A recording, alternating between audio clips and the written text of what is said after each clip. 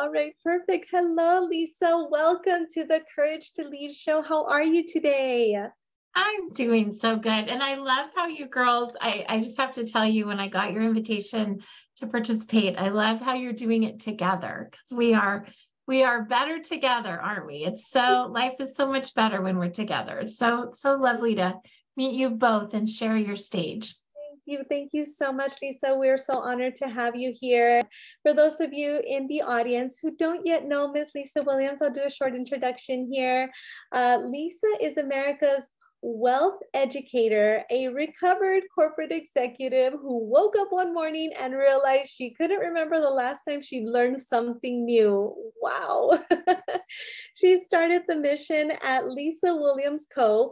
to empower, equip, and inspire 1 million people to hire themselves.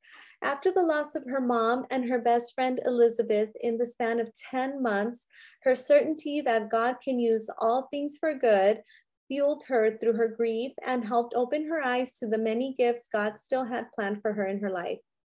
We are all meant to build wealth abundantly in our lives, both in relationships and monetary wealth. And her community teaches us all to step into our God-gifted greatness. This loss propelled Lisa to co-author her most recent book with her angel, Elizabeth, in Conversations with an Angel, on bookshelves across the globe.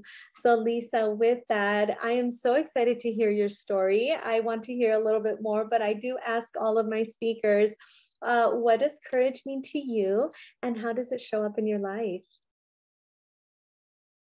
Oh, great question. And I would say courage for me is truly believing the good plan that God has. Not just saying I believe it, but living as though I believe it.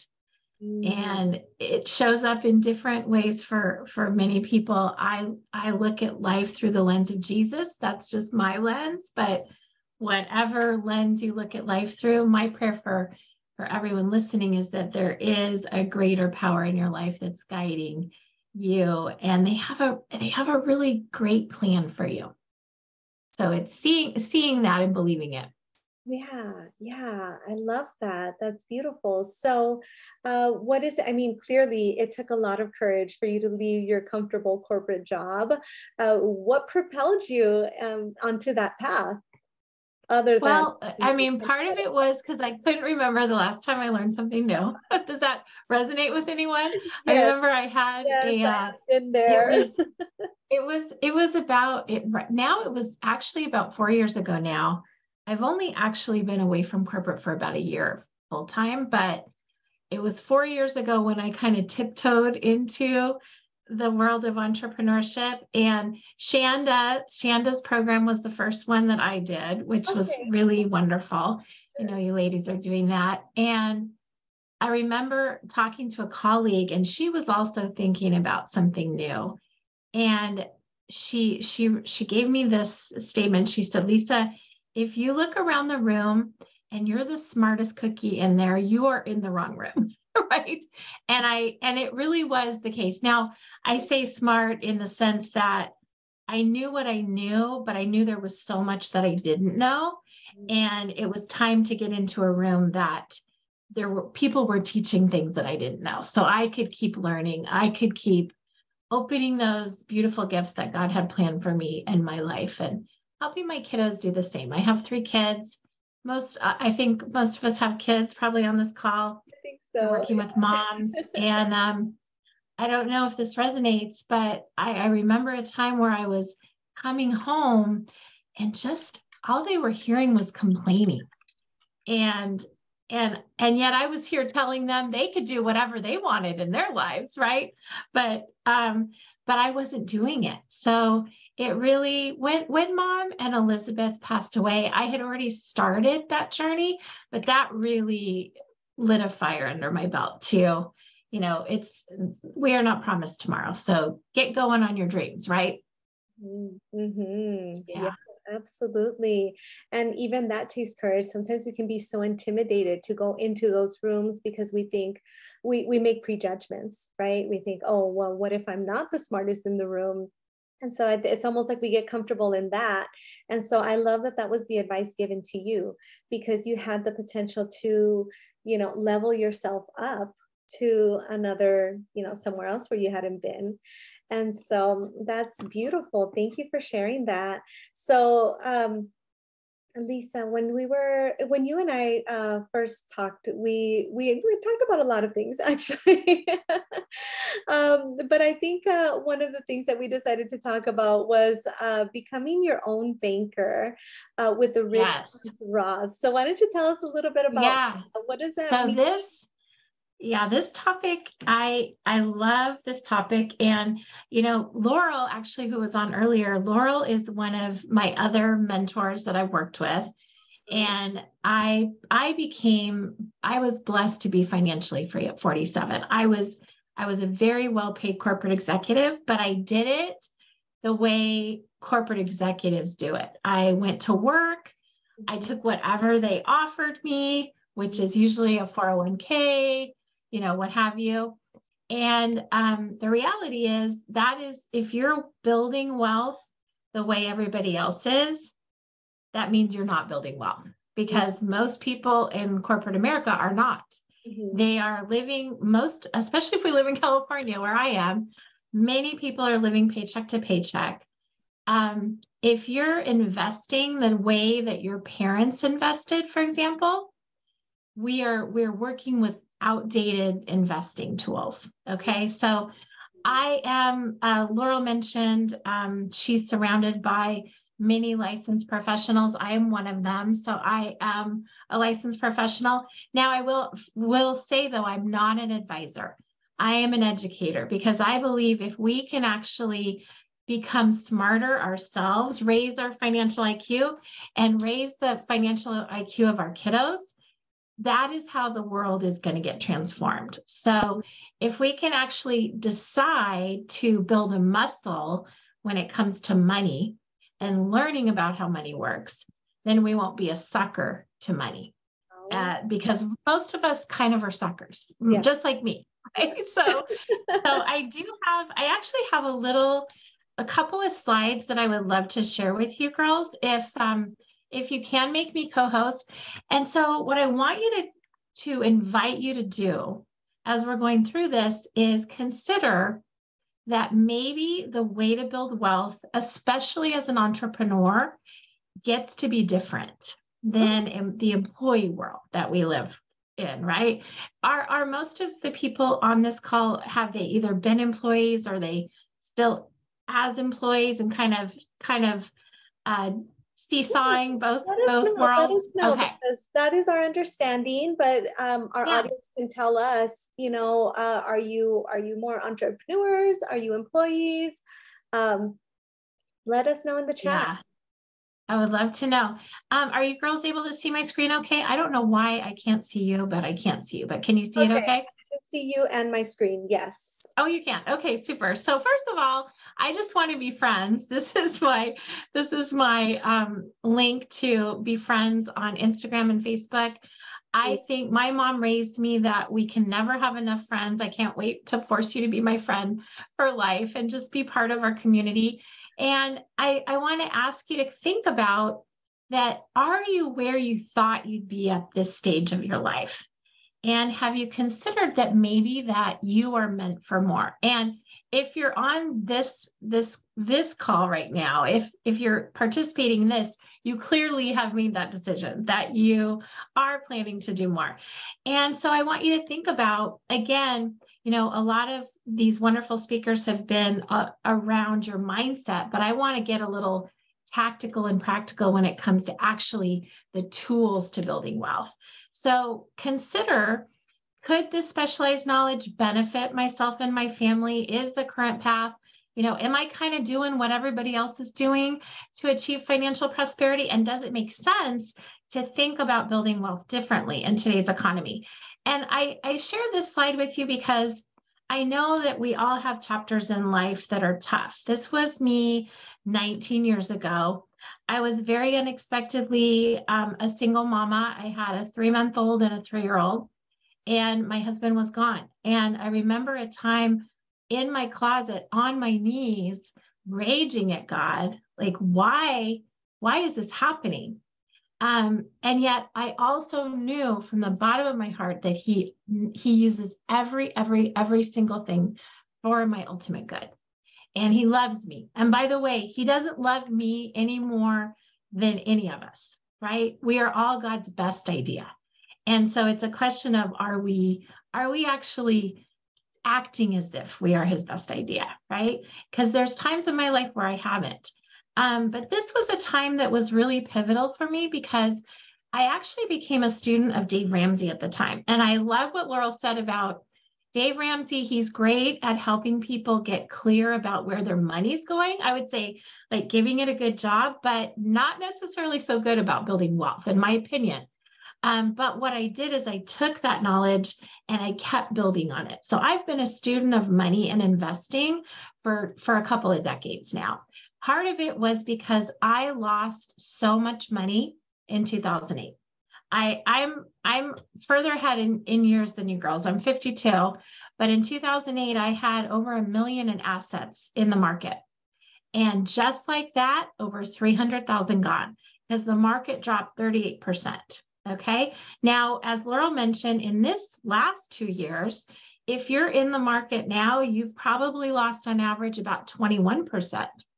And yet, because of what I've learned, what my students learn, we haven't lost anything. We've only continued to grow. So really, and all it takes is just deciding to get smarter about money because it's really not too hard otherwise. As you know, I did lose my mom and my best friend at the same, in a very short period of time. So really, I just share this because today I'm going to give you a couple lessons on how the average investor, I'm telling you, I just helped a single mama who could save $50 a month this way. Average investor can build wealth like the 1%. You get to feel empowered. You get to enjoy getting smart and raising your financial IQ. And I also teach in my classes about why what you do directly impacts your ability to build wealth as well. You don't have to have a lot of startup capital. You don't have to give up your lattes and your holidays. I personally, myself, you can either make more or spend less. I really just like to make more. And I like to help other people make more as well and do more and be smarter with our money. Okay. So as we're going through this, my belief is that financial education is one of the absolute most valuable keys to unlocking the door of financial freedom. So I want you to consider, just ask yourself, like right now, Melissa and Kaiser, I'll ask you to participate in this. How are you currently saving right now? Where is your money today? Savings accounts.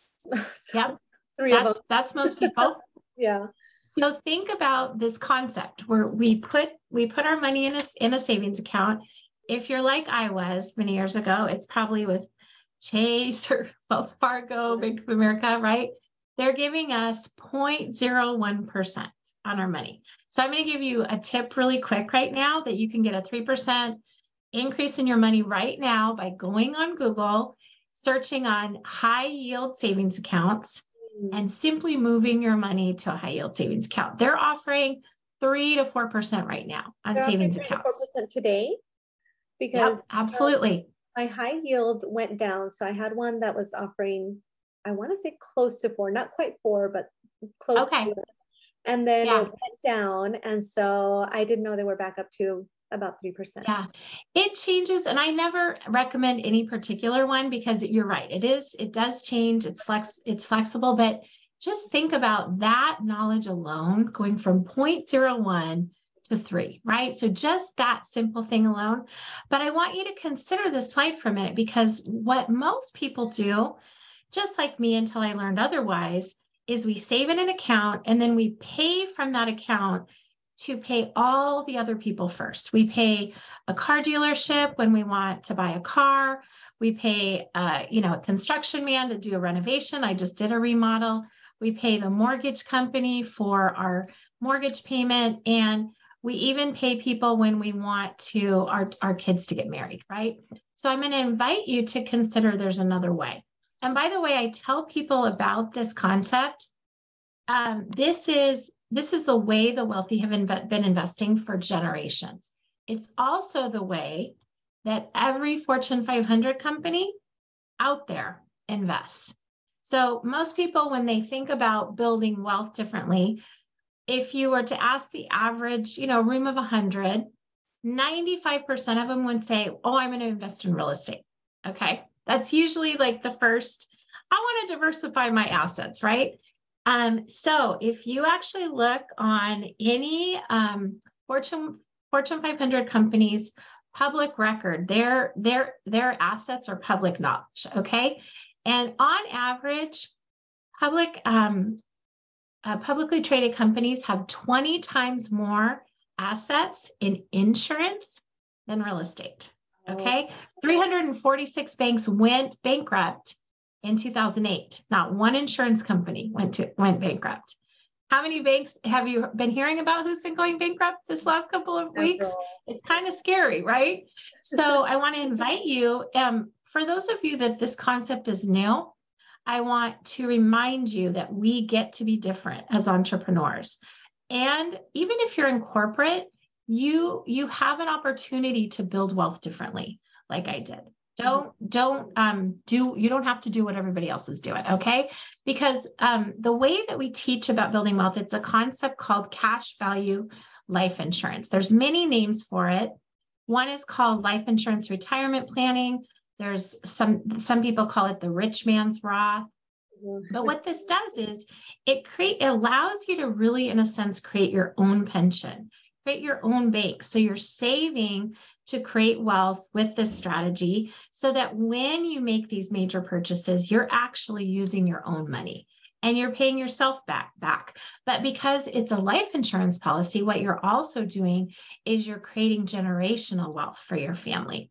So it creates wealth when you save money, but it also creates wealth when you spend money on a major purchase. It does a lot of things because it not only has the living benefit that life insurance does. One thing that Laurel and I, we kind of get into it a little bit because she talks about death insurance. And she's right. Most insurance, by the way, those of you that have life insurance policies, which I hope all of you do, when's the last time you did a review? Because how often do you get a new phone? It's probably like every 1 to 2 years. Did you know that life insurance changes just like technology? So for example, now there's policies out there that have a living benefit. So if my family, one of my family members gets sick, for example, if I, God forbid, get sick like my best friend did, I actually have a living benefit that I can trigger up to 90% of that face value. So if I have $1 million, I can access up to 900,000 while I'm alive. I can use it however I want. So, when you're thinking about building wealth, my friends, I want you to just first of all, just realize that you get to be smart with money. You get to raise your financial IQ and you get to help your kids do it too. My kids each have their own bank. We all, we talk about money as in that we are creating our own economy. You think about my kiddos, partly because of the way I was paid in corporate. I was on 100% commission my whole career for 30 years. But in our family, we don't give allowance. We pay commission. And it's because they're part of our family economy, and doing dishes is just part of actually being part of the family. But if they want commission, they wash the windows. They wash mama's car.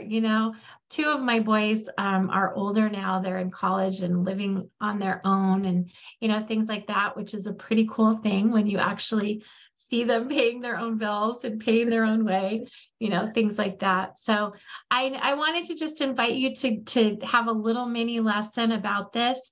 I do have a couple of gifts for you, but first of all, Melissa, Kaisa, is there any questions that you ladies have that I can answer? Yeah, I have a question. So when you say that they have their own banks. Does that mean that they have their own policies and then eventually they can use that, as they grow it, or what Yep. does it mean? Yeah. Yep, absolutely. So you can actually have one of these policies, just like Laura was talking about the Roth. Mm. You can have one of these policies as soon as they're born.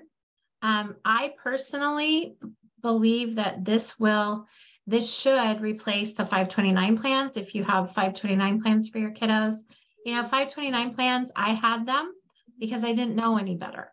Sure. 529 plans you can only use for college. Right. And the beautiful part about cash value life insurance that I didn't mention is it's tax-free. So you don't have to worry about what taxes are doing in the future. All these traditional retirement plans, you haven't paid any taxes on this money unless you're in a Roth. The Roth, though, you are exposed to the market loss. You do have volatility, whereas the cash value life insurance they use a strategy called indexing, which basically in a layperson's perspective, it's more staircase approach to investing. So you save every month and you will never, never, never, never lose. So imagine the ability to create wealth in your life even more if you didn't have to go through the downturns in the market like I did, right? So our goal is really just to empower, younger generations like you ladies, get this knowledge in the hands of you. We can create this ripple effect. We get to create transformation, sort of disruption in the financial world. I love how Laurel talks about, how many people have outsourced their money, right? And don't get me wrong, financial planning, certainly an important part of life. I believe we can all be our own financial planners. I had 2 financial advisors. They still got paid when I lost 300 grand. There's a problem with that, right? So if you have an advisor, I want to challenge you that maybe there's a better idea out there for you. Oh my goodness. Yeah, no kidding, because those are the people we go to. We when we don't know about money, we go to someone who knows. If we have, if we come across some money, if someone comes across an inheritance or something. But just really quickly, I know we're running short on time, but just really quickly, for it to be taxed or for it to be tax-free, my understanding is it has to be in a trust. So are you saying that it doesn't have to be in a trust? No, that's not true. Yeah, that's not true. No. And what I mean by that is life insurance is tax-free. Okay. So because you're building wealth in this vehicle, really all this is a different vehicle, just like an IRA or a 401k is an investing vehicle. This is just simply a different vehicle. The great part is, though, because of the way that life insurance is dictated in America and financial services, it's a tax-free investment. So instead of needing to pay your taxes down the road, you actually have been saving tax-free. So you don't have to worry about what the IRS is doing in the future, which that's pretty sexy to me. Well, that's a whole other topic. Right. Yeah. Oh yeah, we could do a whole workshop on be your own banker. I do it all the time. And in fact, my free challenge, my free gift, I have a couple free gifts. Yes. And I'll share my screen with you to share that. Okay. So first of all, I just would love to help you personally in your next chapter. This is a QR code to get on my calendar if you want to learn more about wealth building in a different way, creating your own bank as well. And, if so, we have also a challenge that we just finished that's free. It's a 5-day challenge. And if you do this QR code, or I know Melissa and Kaisa will be sending it out, that is a free gift. If you complete the challenge, our goal is to raise the financial IQ of women. If you complete the challenge, you actually get a hotel stay in Vegas and to come play with us as well. So pass on the good news to your friends, complete the challenge, and come and join our mission, No Family Left Behind. We're doing it through financial literacy. Awesome. I could use a stay in Vegas. Why not? Let's go. Yeah. so fun, Lisa. Amazing. Thank you so much for all of that wonderful information on becoming your own bank. That's so true. It's again, we don't know what we don't know, right? And so I love that you were able to bring that to this show and bring so much value to it, because you know, how many people out there are still doing the traditional thing and not earning money on their own money? Or like Laurel was saying, you know, giving the IRS extra money and not charging them the like the way the IRS uses our money, where they will invest it and they'll make the interest on it and we don't get anything back. So thank you so much for that, Lisa. And of course, if, oh, Katie says that your calendar is not accessible. So Katie was trying to, Yeah, I sent you girls a email did you that the send link another wasn't one? working. So Okay. I sent you the updated link. I don't know why it wasn't working, and as well as the free challenge gift. So you should have that in Okay. your inbox. Okay. All right. Perfect. So let me look for that. And it looks like, you know, tonight we will send it to everybody that's here. As long as you registered for the event, we're going to send you the links for all the free gifts for all of our speakers. So we'll be sure to include that. So keep an eye on your email tonight, Katie. And if anyone else has any other questions for Lisa, please put them in the chat. And oh, perfect. Thank you so much for that, Lisa. There, Lisa just included it right in the chat. So thank you once again. You are a courageous leader, and we're so grateful that you came to chat with us here on our stage. Thanks, ladies. Blessings to you. You're awesome.